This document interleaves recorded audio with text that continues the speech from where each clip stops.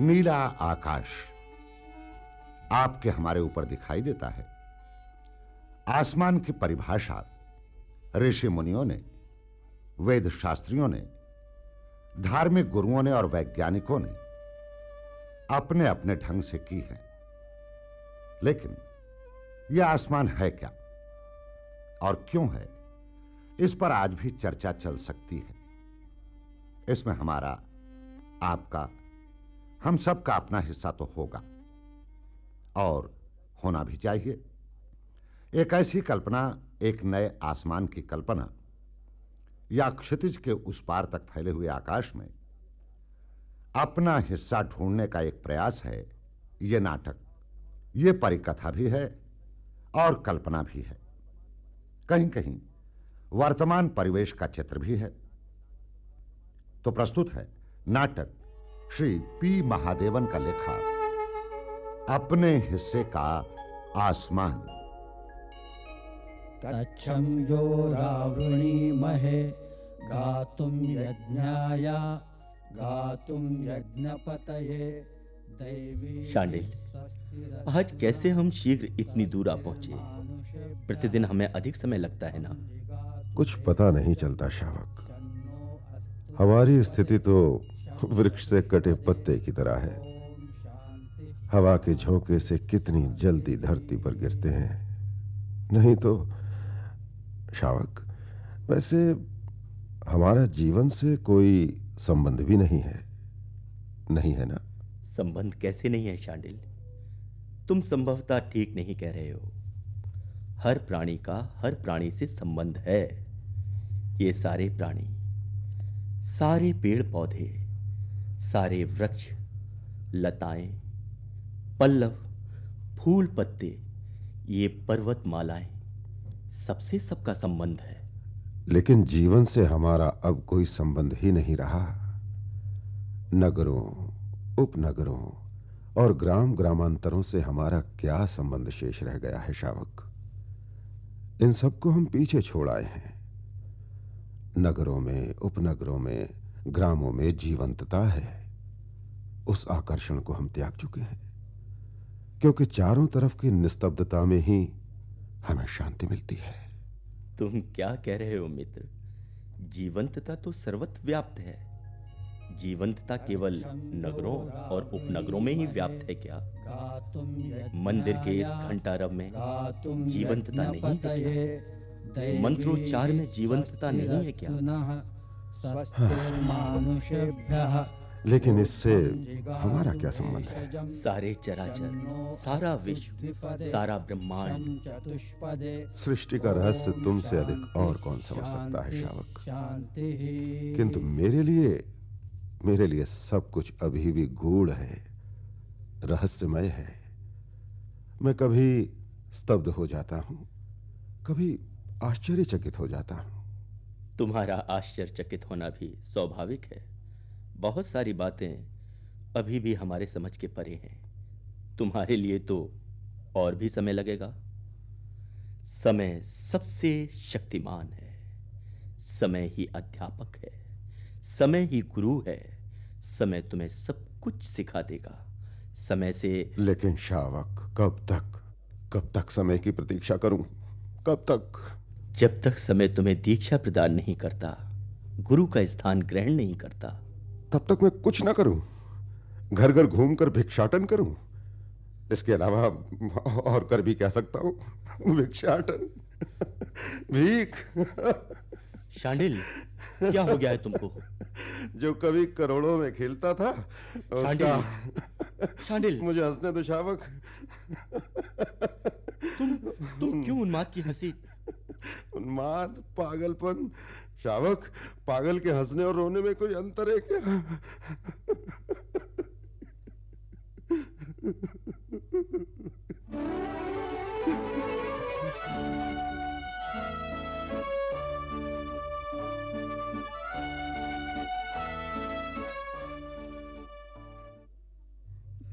आज तुम लेट हो गए हो शांडिल्य।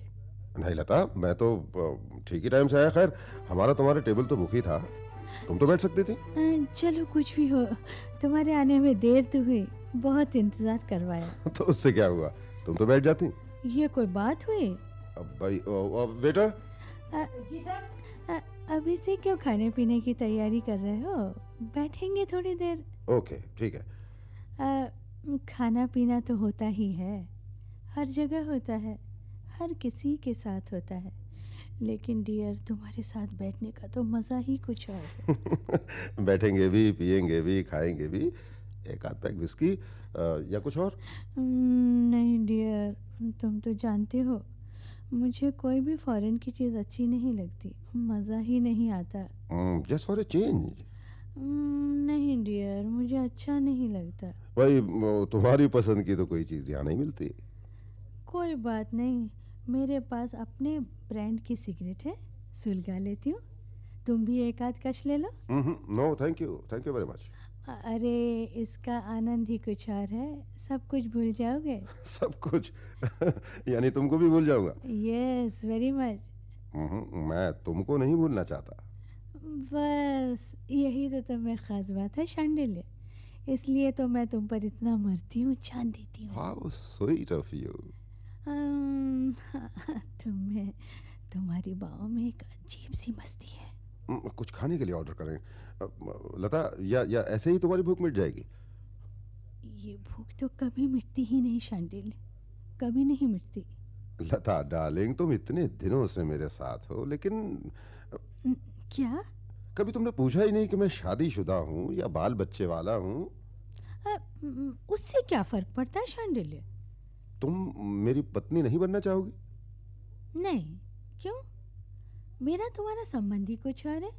मैं नहीं चाहती किसी की पत्नी वत्नी बनना। पत्नी क्या है? एक बॉन्डेड लेबर, सिर्फ एक बॉन्डेड लेबर। ये तुम क्या कह रही हो लता? मैं किसी भी मर्द की बॉन्डेड लेबर नहीं बनूंगी।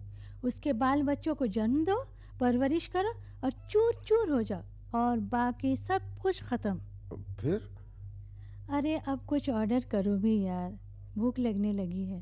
ओके वेटर, अच्छा लता खाओगे क्या? Any variety of chicken. तो मेरा ख्याल है तुम ही ऑर्डर कर दो। कुछ भी खा लूंगी डियर, खाने में क्या है, तुम्हारा साथ ही सब कुछ है।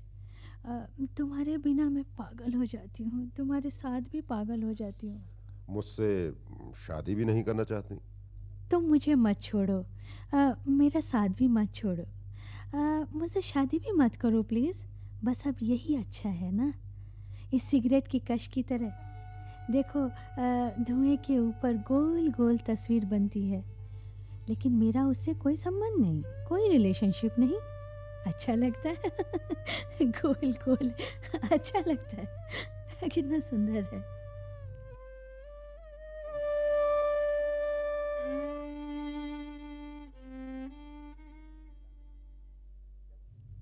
शांडिल, क्या वो तुमसे प्रेम करती थी? पता नहीं शावक, शायद नहीं करती थी। तुम उससे प्रेम करते थे? नहीं। नहीं? शावक, मेरा विवाह हो गया था, मेरे 2 बच्चे भी थे, एक बेटा एक बेटी। फिर? मुझे लता का साथ अच्छा लगता था, मुझे मालूम था कि वो मुझसे कभी विवाह नहीं करेगी। शांडिल, तुम उस लड़की से प्यार नहीं करते थे, वो तुमको चाहती नहीं थी, ना तुम उससे विवाह कर सकते थे, ना वो तुमसे विवाह करना चाहती थी। हाँ शावक, कुछ ऐसा ही था। फिर आप दोनों का संबंध? संबंध कुछ भी नहीं था, या यूं कहो कि सब कुछ था। अर्थात? स्त्री और पुरुष का संबंध क्या हो सकता है शावक? नर और मादा का क्या संबंध है? हमारा संबंध भी वही था। ये नैतिक है क्या? मुझे मालूम नहीं। दिन बीत गए, महीने निकल गए, और अप्रत्याशित रूप से उसका मिलना भी बंद हो गया। वो कहाँ चली गई? पता नहीं शावक। तुमने उसे ढूंढने की कोशिश नहीं की? नहीं। क्यों? मुझे उसकी आवश्यकता नहीं थी। सुना था कि वो किसी दूसरे शहर चली गई। वो बंधुआ मजदूर नहीं रहना चाहती थी और किसी नई हरियाली की तलाश में गई होगी। खेद है मुझे। खेद किस बात का? तुम्हारा, उसका। कई पड़ाव आए, कई शिविर टूटे और दिन बीत गए। एक दिवस, एक रात्रि, फिर उजाला, फिर घना अंधेरा, फिर प्रभात, लेकिन प्रकाश फैला नहीं। मैं वो नगर छोड़कर चला गया, किसी अज्ञात नगर में कंस्ट्रक्शन साइट पर मजदूरों का मिस्त्री बन गया। एक नया जीवन, नया परिवेश, सब कुछ नया। अर्थात अर्थात नर और मादा, स्त्री और पुरुष। शांडिल्य। नर और मादा, स्त्री और पुरुष। नर और मादा।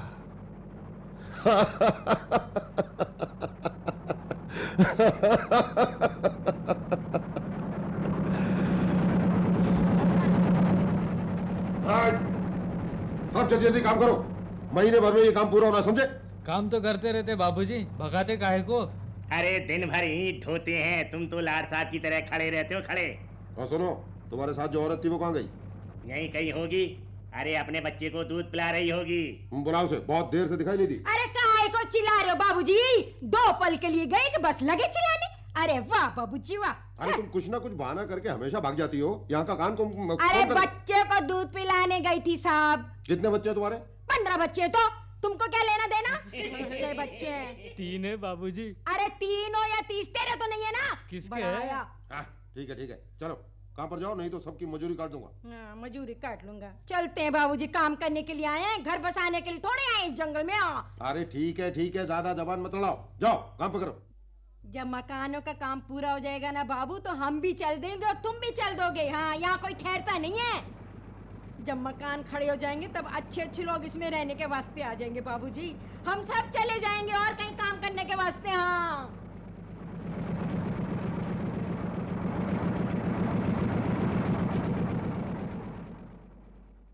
वो संभवतः ठीक कह रही थी।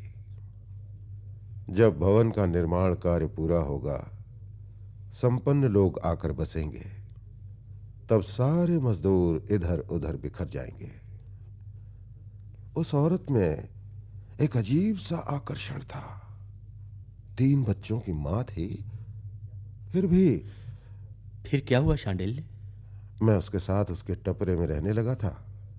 3 बच्चे, मैं और वो। बाप रे। वो बाजरे की रोटी बनाकर खिलाती थी। दिन भर तंबाकू की पीक थूकती हुई, पोंछती हुई काम करती। रात को देसी ठर्रा पीकर सो जाती थी या फिर अपने आप में खो जाती थी। कैसी विडंबना है ये। वो नशे में सो जाती, खो जाती। छोटा सा बच्चा उसका दूध चूसता था। क्या तुमने उससे विवाह किया था? इस संबंध को अगर विवाह की संज्ञा दे सकते हो तो ये विवाह था। स्त्री पुरुष का संबंध था, नर मादा का संबंध। फिर क्या हुआ? भवन निर्माण का कार्य संपूर्ण हुआ। मैं और कहीं चला गया, वो और कहीं। विधि का विधान ही कहें इसे।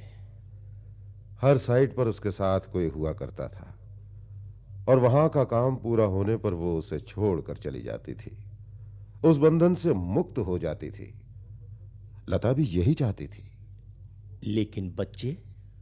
वो मजदूरन उनकी चिंता नहीं करती थी। तुम्हारा विधिवत विवाह भी हुआ था ना? हाँ शावक, हुआ था। मेरी पत्नी निर्मला करोड़ों की मालकिन है, सब कुछ है उसके पास। बढ़िया आलीशान बंगला, मोटर, गाड़ियां, नौकर चाकर, अच्छा बैंक बैलेंस। शांडिल्य, तुम क्यों उसे छोड़कर? मैंने उसे नहीं छोड़ा शावक। मुझे उसके हिसाब से रहना पड़ता था। उसका बंधुआ मजदूर बनकर रहना पड़ता था। ना तुम बंधुआ मजदूर रहना पसंद करते, ना लता। मेरी पत्नी तो यहां तक चाहती थी कि कब वो मां बने और कब उसकी गोद भरे। हमारे वैसे एक बेटा और बेटी भी है। पहले बेटा हुआ, फिर बेटी हुई। बेटी के जन्म के बाद मेरे लिए आदेश हुआ कि मैं उस घर में रह सकता हूं, भोजन कर सकता हूं, धन का उपयोग कर सकता हूं। समझ गया। लेकिन शांडिल, तुमने भी सारी मर्यादाएं तोड़ी हैं। ये सारी सामाजिक मर्यादाएं मुझे कृत्रिम सी लगने लगी थीं। ये सारे बंधन, ये सारी सीमाएं मानव निर्मित हैं, प्रकृति दत्त नहीं है। लता किसी मर्यादा का पालन नहीं करती थी। वो मजदूरन जिसने कई रातें मेरी झोली में डाली थीं, किसी मर्यादा का पालन नहीं करती थी। बचपन से ही किसी भी मर्यादा की सीमा में मैं नहीं रहा, मर्यादा विहीन रहा। मुझे मालूम नहीं था कि मेरा पिता कौन था, और जिस आदमी को मैं पिता कहता था, एक दिन उसने बेशर्म कहीं के, तुम मुझे बाप कहते हो? तुमने कभी सोचा है तेरा बाप कौन है? हट जा मेरे सामने से, आइंदा अपनी शक्ल मत दिखाना। उसको क्यों जली कटी सुनाते हो? उसने क्या गलती की? पूछो, उसने क्या नहीं किया? क्या किया? मैंने उसे अपने बच्चे की तरह पाला, सिर्फ तुम्हारे लिए। तो क्या हुआ? अपने ही घर में चोरी करता है, आखिर चोर का बेटा है ना। बस आगे कुछ मत कहो। वो जो भी है मेरा बेटा है, मेरे अपने खून का हिस्सा है। अब मैं बिल्कुल बर्दाश्त नहीं करूंगा, उसे यहाँ से चला जाना चाहिए। नालायक बाप और नालायक माँ का बेटा, नालायक नालायक नालायक।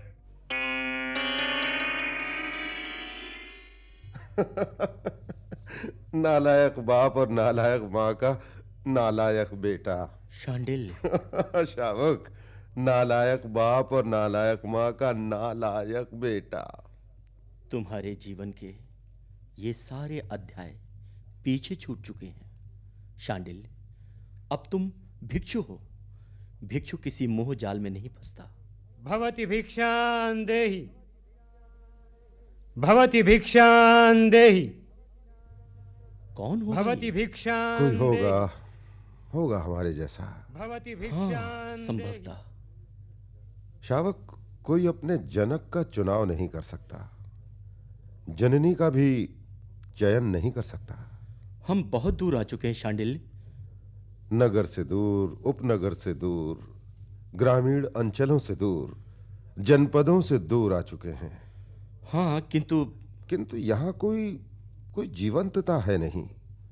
सब निस्तब्ध, नीरव, सुनसान चट्टानें, विजन पगडंडियां। ऊपर कोई मंदिर है, वहां कभी कभी घंटियां बजती हैं। कहीं दूर से मंत्रोच्चार और भजन कीर्तन सुनाई पड़ता है, लेकिन किसी में जीवंतता नहीं है। सबकी आत्मा खो गई है। संभवतः कोई आत्मा है नहीं। लेकिन ऐसी बात नहीं है, यहां भी जीवंतता है। इस विजन प्रवेश में जन नहीं, लेकिन जीवन है। कौन जानता है कि इन कठोर चट्टानों के भीतर क्या छिपा रहता है। कभी किसी चट्टान को तोड़कर एक नया झरना फूट निकल सकता है, और ये सारा अंचल हरा भरा हो सकता है। हाँ, लेकिन अभी तो कुछ भी नहीं। लेकिन कभी भी कुछ भी हो सकता है। असंभव कुछ भी नहीं। ये धरती हरी भरी हो सकती है। शावक, मैं तो नहीं मानता। ओम सहनाववतु सहनौ भुनक्तु सह वीर्यं करवावहै। उधर देखो शांडिल, ऊपर जो मंदिर है, असंख्य यात्री हाथ में जलपात्र लिए चले जा रहे हैं। चट्टानी पगडंडियों से चलकर, कंटीले रास्ते से चलकर। तुमको मालूम है क्यों? वहां जल चढ़ाने पर लोगों का विश्वास है कि पानी बरसेगा, मरुस्थल हरा भरा होगा, धरती हरी भरी होगी। हाँ, मैं भी देख रहा हूं, असंख्य लोग जा रहे हैं। ये एक अटूट विश्वास है। चट्टानों के भीतर का हृदय भी कोमलतम होगा। शावक, अब मैं सत्य की खोज में निकला हूं। अब तक का जीवन क्या था जीवन कुछ कहा नहीं जाता। बचपन में घर से भागा, अच्छे घर अच्छी लड़की से विवाह हुआ, लेकिन एक दिखावा, एक छल। लता मिली भी, वो भी एक मरीचिका सी, पत्थर ढोने वाली मजदूरन। हर कोई मुझे मरीचिका जैसे छल दिखाकर ओझल हो गई। हर जगह हर बार दूर तक फैला आकाश टूटा हुआ दिखाई देने लगा। एक टूटता हुआ आकाश, बिखरता हुआ आकाश।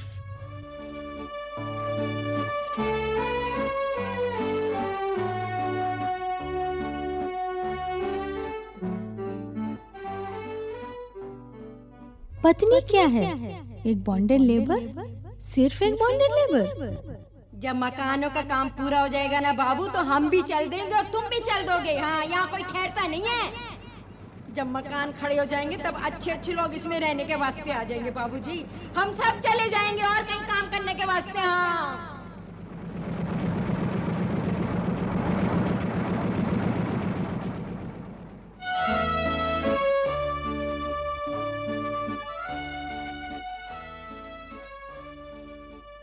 सब चले जाएंगे। ये तुम क्या कह रहे हो शांडिल्य? मैं ठीक कह रहा हूं शावक। दूर तक फैला आकाश फट गया था, लेकिन आकाश के फटने से महाप्रलय तो नहीं हुआ। महाप्रलय? हाँ, महाप्रलय। लता, मजदूरन, करोड़ों की मालकिन पत्नी। शांडिल्य, अपने आप को संभालो। नीला फैला आकाश उसके टुकड़े हो गए और चारों तरफ बिखर गए। भवति भिक्षां देहि। शांडिल्य, देखो उधर देखो। सब अपना अपना जलपात्र लिए जा रहे हैं उस मंदिर की ओर। आसमान के टुकड़े हुए और चारों तरफ बिखर गए, और हर कोई अपने हिस्से का आसमान ढूंढ रहा होगा। हर कोई अपने हिस्से के आसमान को अपने अपने जलपात्र में संजोकर रखता है। अपने जलपात्र में टुकड़ा आकाश दिखाई देता है। मर्यादाएं बिखर गईं, सीमाएं टूट गईं, आकाश टूट गया। महाप्रलय शायद आ जाए। हर किसी ने अपने हिस्से के आकाश को जलपात्र में समेटकर उस मंदिर की तरफ प्रस्थान कर दिया है। अपने अपने छोटे छोटे जलपात्र में अपने अपने हिस्से का आसमान समाया हुआ है। मर्यादाएं सुरक्षित हैं, जैसे अपने हिस्से का आसमान भी जलपात्र में सुरक्षित है। शांडिल्य, चलो, आरती का समय हो रहा है, हम भी चलें। आओ चले।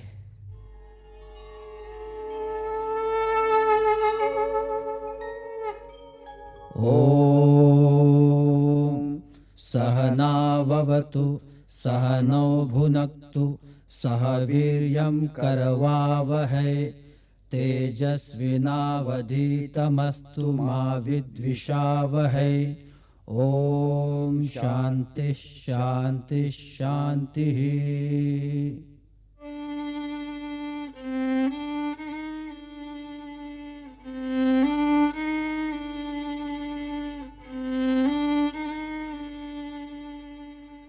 अपने हिस्से का आसमान।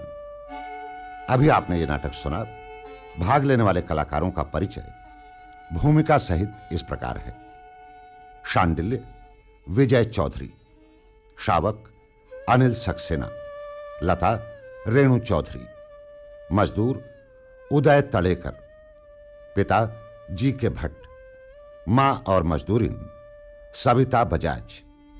इनके अलावा संगीत प्रभाव डॉक्टर प्रकाश संगीत, चंद्रशेखर स्वामी, राजेंद्र व्यास, रूपक कुलकर्णी और राजेंद्र बर्मन। संयोजन तनुजा कानड़े। सहायक प्रसाद मालाडकर। लेखक एवं निर्देशक पी महादेवन।